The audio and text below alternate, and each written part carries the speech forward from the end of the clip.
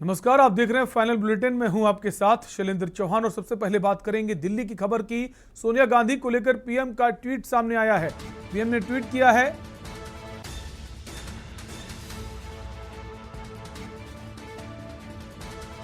सोनिया गांधी के शीघ्र स्वस्थ होने की कामना की है प्रधानमंत्री नरेंद्र मोदी ने ट्वीट के जरिए। अंतरिम अध्यक्ष सोनिया गांधी कोरोना संक्रमित हैं। कांग्रेस पार्टी की अंतरिम अध्यक्ष हैं सोनिया गांधी। और प्रधानमंत्री ने उनके बेहतर स्वास्थ्य को लेकर ये ट्वीट किया है।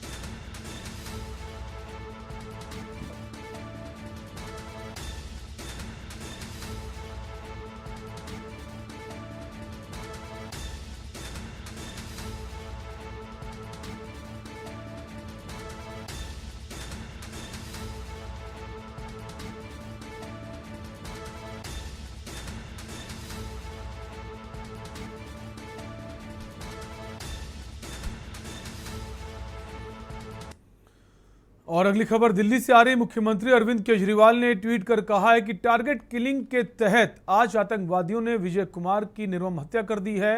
ये जानकर मन बहुत दुखी हुआ।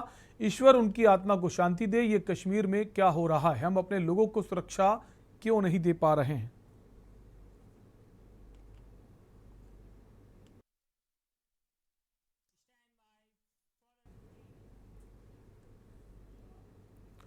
आज दिल्ली के सराय काले खां आरटीओ ऑफिस पर दिल्ली के मुख्यमंत्री अरविंद केजरीवाल ने मीडिया को फेसलेस पॉलिसी के बारे में बताया, ताकि दिल्ली की जनता को फेसलेस सर्विस के बारे में पूरी जानकारी मिल सके और दिल्ली की जनता इसका लाभ उठा सके। वहीं दूसरी ओर हमारे संवाददाता शान मोहम्मद ने इस बारे में परिवहन मंत्री कैलाश गहलोत से खास बातचीत की।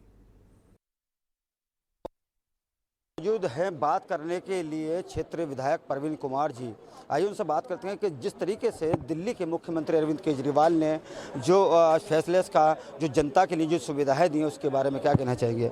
सर, आज जो फैसलेस की जो सुविधाएं जिसका जनता काफ़ी लाभ उठा पा रही है, क्या कहना चाहेंगे? नहीं, बिल्कुल दिल्ली की सरकार जो है मुख्यमंत्री अरविंद केजरीवाल जी के लीडरशिप में पूरी दिल्ली में अलग अलग चीज़ों पे जो है हर एक डिपार्टमेंट में काम हो रहा है और ट्रांसपोर्ट डिपार्टमेंट में बहुत ही ज़्यादा काम हो रहा है। आपने देखा होगा लेन ड्राइविंग का यहाँ पे बहुत बड़ा काम यहाँ पे दिल्ली में शुरू हुआ। इसके अलावा ई व्हीकल जो ऑटो भी निकाले और उसके बाद ई व्हीकल बसेस भी निकाली।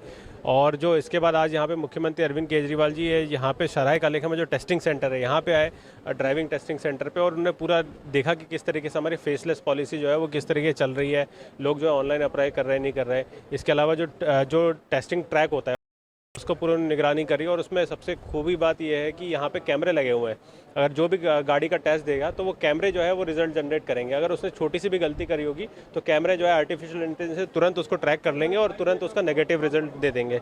तो ये पूरी तरीके से ऑटोमेटिक सिस्टम है और ऑटोमेटिक सिस्टम में किसी का इंटरफेरेंस नहीं है। ये सबसे बड़ी बात है कि कोई भी अगर कहे कि मुझे अपना लाइसेंस बनवा दो तो उसको प्रॉपर गाड़ी आनी चाहिए चलाना, तभी उसका लाइसेंस बन पाएगा।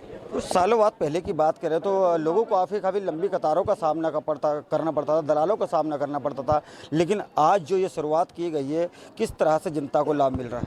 देखिए, हिंदुस्तान में कैमरे की टेक्नोलॉजी जो है कई साल पहले आ गई थी, लेकिन किसी भी सरकार की नीयत नहीं थी ये कैमरे की टेक्नोलॉजी इन सब चीज़ों में इम्प्लीमेंट करने के लिए, क्योंकि ये सारा पैसा जो है नीचे से लेके ऊपर तक पहुंचता था पिछली सरकारों में।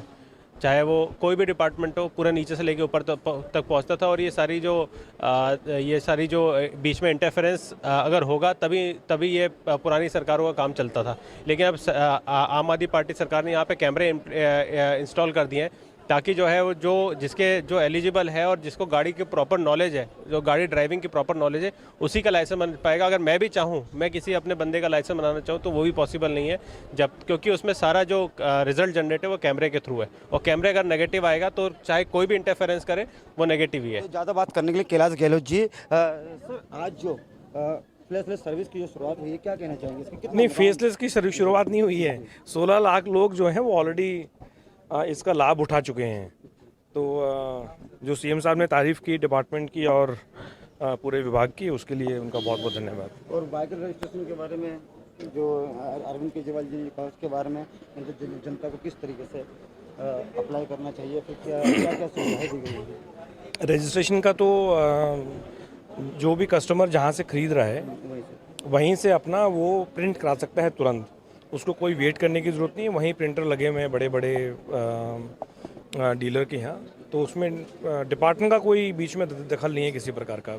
जिस तरीके से ज़्यादा भीड़ रहती थी पहले के दौर में, लेकिन अब जब से दिल्ली के अरविंद केजरीवाल बने हैं तो कहीं ना कहीं देखा गया कि सभी तरह के ऑनलाइन सिस्टम हो गए हैं, तो जनता को कहीं ना कहीं सुविधाएं मिली। आगे क्या तैयारी? नहीं, इसी प्रकार से इसको और हम बेहतर करते जाएंगे। जहाँ भी हमें कुछ कमी मिलेगी उसको हम दूर करेंगे। हम तो ये चाहते हैं कि ये 50-100 लोग जो दिन में यहाँ पे सपोज इस आरटीओ में आ रहे हैं वो भी ना आएँ।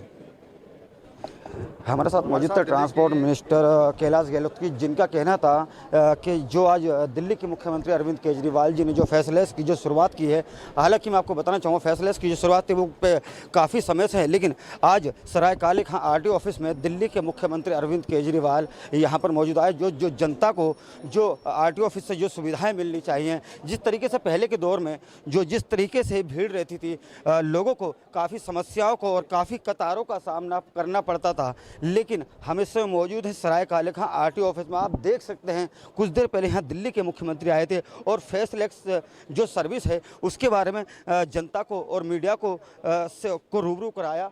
इन तस्वीरों में आप साफ देखते हैं कि किस तरह से अब जनता को भीड़ का सामना नहीं करना पड़ेगा। जिस तरीके से जनता को पिछले अगर 10-15 सालों की बात करें, काफ़ी सालों की बात करें, तो कई लंबी कतारों का सामना करना पड़ता था, लेकिन मैं अपने कैमरामैन से कहना चाहूँगा कि इन काउंटरों को दिखाए कि किस तरीके से ये काउंटर सभी खाली पड़े हैं। दिल्ली सरकार ने जो फैसलेस की जो शुरुआत की है उससे कहीं ना कहीं जनता को काफ़ी लाभ मिल रहा है, और कह सकते हैं काफ़ी जनता को जो एक समय जो कीमती होता है, जनता को काफ़ी समय बच रहा है। जिस तरीके से काफ़ी लंबी कतारों का सामना करना पड़ता था और दलालों का सामना करना पड़ता था, लेकिन अब जनता को कोई भी दलाल का सामना करना नहीं पड़ेगा। अगर कोई भी ट्रांसपोर्ट से संबंधित या लाइसेंस हो या नया आपको वाहन खरीदना हो तो आप ऑनलाइन फार्म भर सकते हैं, या ऑनलाइन सुविधा जो दिल्ली सरकार ने दे रखी हैं उनको यूज कर सकते हैं। मैं अपने सहयोगी दीपक के साथ शान मोहम्मद, के न्यूज़ इंडिया। खबर दिल्ली से है। विश्व पर्यावरण दिवस 5 जून के अवसर पर दिल्ली में प्रदूषण को नियंत्रण करने के मद्देनजर आज 2 जून से वृक्षारोपण अभियान की शुरुआत की जाएगी।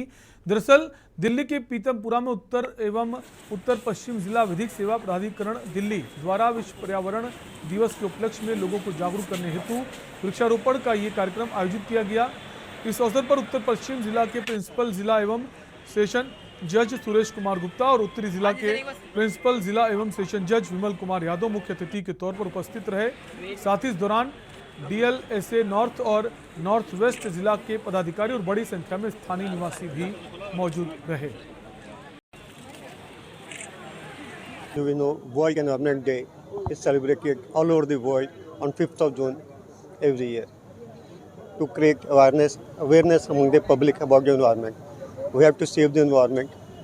For all we know, carbon dioxide level is going up. Global warming, there is issue of global warming. Rivers are drying, there is shortage of water. Pollution level is going up. Even newborn are affected with the asthma and other environment related diseases. We have to create awareness among the public how to save the environment, and to convey the environment awareness, we have organized this program. खबर दिल्ली से है। समाजवादी और कर्नाटक के पूर्व मुख्यमंत्री द्वारा स्थापित लोक शक्ति पार्टी का गुरुवार को राष्ट्रीय लोक जनशक्ति पार्टी में विलय हो गया। केंद्रीय मंत्री और राष्ट्रीय लोक जनशक्ति पार्टी के राष्ट्रीय अध्यक्ष पशुपति कुमार पारस की मौजूदगी में लोक शक्ति पार्टी के राष्ट्रीय अध्यक्ष राजेश शर्मा ने अपनी पूरी कार्यकारिणी के साथ अपनी पार्टी का विलय कर लिया है। इस मौके पर रालोजपा के राष्ट्रीय महासचिव संजय सर्राफ समेत तमाम लोग उपस्थित रहे। पार्टी पुरानी है, लेकिन लोग धीरे धीरे समाजवादी धाराओं से दूर जा रहे हैं, तो उस वजह से हमारे लोग कम होते जा रहे हैं। और अब हमारी स्थिति ये है कि हमारे साथ कोई बड़ा लीडर न होने की वजह से हम इसको चला नहीं पा रहे हैं। और देश की जो मौजूदा हालात हैं उसमें समाजवाद और जनता परिवार को एक होने की आवश्यकता आन पड़ी है। और अब इस वक्त जनता परिवार अगर एक होता है तो हमें सबसे बड़ी खुशी थी, हम भी जनता परिवार के सदस्य रहे। लोक शक्ति पार्टी हमारी जनता परिवार का सदस्य थी, इसलिए हम श्री रामविलास पासवान जी के विचारों को आगे बढ़ाने के लिए और श्रीमान पशुपति कुमार पारस जी को और अधिक मजबूत करने के लिए, देश में इनकी मजबूत स्थिति देश को और आगे ले जाएगी, ये हमने विचार करके इसके अंदर विलय करने का निर्णय हमारी पूरी राष्ट्रीय कार्यकारिणी के अंदर मार्च के महीने में लिया था, जिसका हमने पत्र महोदय को सौंपा था, जिसकी इन्होंने हमें मंजूरी दी। तो आज हमारा विलय का तय हुआ और आज हमने हमारे सभी साथियों, राष्ट्रीय पदाधिकारी और राष्ट्रीय कार्यकारिणी के सदस्यों और अन्य प्रदेशों के जो पदाधिकारी जो बच गए हैं हमारे, जो पूरे समाजवाद के साथ और जनता परिवार के रूप में काम कर रहे हैं, उन वॉलंटियरों सहित सबके सहित आज हमने इस पार्टी के अंदर राष्ट्रीय लोक जनशक्ति पार्टी में विलय कर दिया है। जी माननीय पुष्पवती पारस जी के नेतृत्व में ये साथ में हमारे साथ में आज पार्टी में ज्वाइन की। इनका हम पूरे पार्टी की तरफ से सभी विंगों की तरफ से स्वागत कर रहे हैं और आशा करते हैं कि ये पार्टी की मजबूती के लिए दिन दुगनी और रात चुगनी काम करेंगे और अच्छे तरीके से ग्राउंड जीरो पर पार्टी की जो स्थिति है, शेप है, जो स्ट्रांग हो रही है डे बाई डे, और स्ट्रांग करेंगे और मजबूत करेंगे। पार्टी पूरे देश में काम कर रही है। दिल्ली तो हमारा कैपिटल है, दिल्ली तो बेस है, पूरे देश का कैपिटल है। हमारी पार्टी का भी यहाँ पर मेन हेड ऑफिस है, इसलिए जो भी काम होता है दिल्ली के माध्यम से हो रहा है। लेकिन पूरे देश में पार्टी का जनाधार बहुत अच्छा है। पार्टी के पास आज भी 29 के 29 स्टेटों में इंक्लूडिंग 4 यूटीज में सब जगह डिस्ट्रिक्ट बॉडीज बनी है। मतलब स्टेट प्रेसिडेंटों के साथ साथ डिस्ट्रिक्ट और ब्लॉक लेवल तक बॉडी बनी है। उनको और मजबूत करने के लिए राजेश शर्मा जी भी हमारे साथ में काम करेंगे। जैसे हमारे रामजीत बाबू यहाँ पर प्रेजेंट में जो कार्यालय पर बैठे रहते हैं, कार्यालय पूरा संभालते हैं। जो खबर दिल्ली से है। बीते दिनों भलसुआ लैंडफिल में भीषण आग लग गई थी, जिस पर काफ़ी मशक्कत के बाद आग पर काबू पाया गया था। आग लगने की वजह मुख्य रूप से मीथेन गैस थी, जिसके बाद दिल्ली सरकार द्वारा एक टीम का गठन किया गया, जिसमें दिल्ली सरकार के इंजीनियर और एमसीडी के इंजीनियर का एक दस्ता मुंबई भेजा गया। उसके बाद वो दस्ता मुंबई लैंडफिल में सर्वे करने के बाद दिल्ली वापस लौटा, जिससे आज दिल्ली के पर्यावरण मंत्री ने भलसवा लैंडफिल पर विजिट किया और सभी इंजीनियर से मुलाकात की और कई अहम बिंदुओं पर चर्चा की। दिल्ली के अंदर जो लैंडफिल साइड है, पहले गाजीपुर में आग लगी, फिर भलसवा में काफ़ी बड़े पैमाने पे आग लगी थी, जिसकी वजह जब हमने डीपीसीसी की जांच टीम भेजी थी, उसमें ये पता चला कि मीथेन जो गैस है उसकी वजह से आग लग रही है। तो उसका क्या समाधान हो सकता है, इसके लिए जो है हमने डीपीसीसी और एमसीडी के अधिकारियों की एक अध्ययन टीम, स्टडी टीम मुंबई भेजा था, जहां पर एक्सपर्ट्स ने बताया था कि इसका कुछ उन्होंने सलूशन निकाला है, क्योंकि वहां भी पहले आग लगती थी। वो जो जांच दल मुंबई गया था वो आकर के अपना रिपोर्ट सबमिट किया, उसको कैसे यहाँ पर हम लोग लागू कर सकते हैं। खबर दिल्ली से है। बुद्ध विहार थाना पुलिस ने महज 48 घंटे के भीतर चोरी की वारदात को सुलझाते हुए पति पत्नी को गिरफ्तार कर लिया। चोरी किए गए 50 लाख के जेवरात और 1,20,000 कैश बरामद किया गया।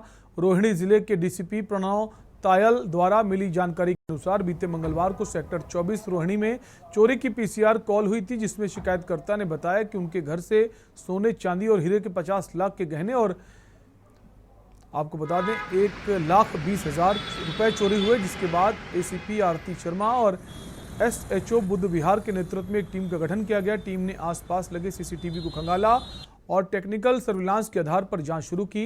जांच के आधार पर पुलिस टीम ने शिकायतकर्ता के ड्राइवर और उसकी पत्नी को संदेह के आधार पर गिरफ्तार किया। पुलिस स्टेशन बुद्ध विहार की टीम ने 48 आवर्स के अंदर हाउस थेफ्ट के एक मुकदमे को सुलझाया है, जिसमें चोरी की गई 50 लाख की ज्वेलरी, 1,20,000 का कैश और एक चोरी में इस्तेमाल की गई स्कूटी को बरामद किया है। 30 तारीख को हमें एक पीसीआर कॉल मिलती है, जिसमें सेक्टर 24 की रहने वाली सपना गुप्ता ये पीसीआर कॉल करती है कि इनके घर से ताला तोड़कर सामान चोरी किया गया है। कॉल मिलने के आधार पे एक EFIR लॉन्च की जाती है 380 और 454 आईपीसी के सेक्शन के अंतर्गत, और फर्दर इन्वेस्टिगेशन इसमें अमल में लाया जाता है। फर्दर इन्वेस्टिगेशन में हम सीसीटीवी फुटेज को स्क्रूटनाइज करते हैं, उसके बाद मौके से चांस स्पिरिट उठाते हैं, लोकल इन्फॉर्मर को हम लोग एक्टिवेट करते हैं और साथ में हमारा वहाँ पे CDR एनालिसिस होता है। इसके आधार पे हमने ये पाया कि उनके घर में एक ड्राइवर है जो काम कर रहा है कई टाइम से, जिसका नाम कुशल सैनी है, और उसकी वाइफ है पूजा सैनी, जो कि हाथी का दाना नॉर्थ दिल्ली की रहने वाले हैं। ये दोनों हमें सीसीटीवी वगैरह में इन सब में नजर आते हैं। बता दूं कि रोहिणी के अंदर जिस तरीके से चोर ने चोरी को, वारदात को अंजाम दिया था, वहाँ कहीं न कहीं चोर से सभी रकम बरामद हो गए। यह रकम कुछ ऐसे थे कि सभी गोल्ड ज्वेलर्स थे और हीरे मोती के जेवलर्स थे उसमें और चांदी के, जिस पे चोरों को पकड़ने के बाद पूछताछ जब हुई तो उनके पास से 1,20,000 रुपये की नकद बरामद हुई, जिस पे थाना अध्यक्ष ने मामला को दर्ज करके इन लोगों को दिल्ली के तिहाड़ जेल में भेज दिया गया है। कैमरा पर्सन राकेश चौधरी के साथ में प्रिंस जायसवाल के न्यूज़ इंडिया दिल्ली।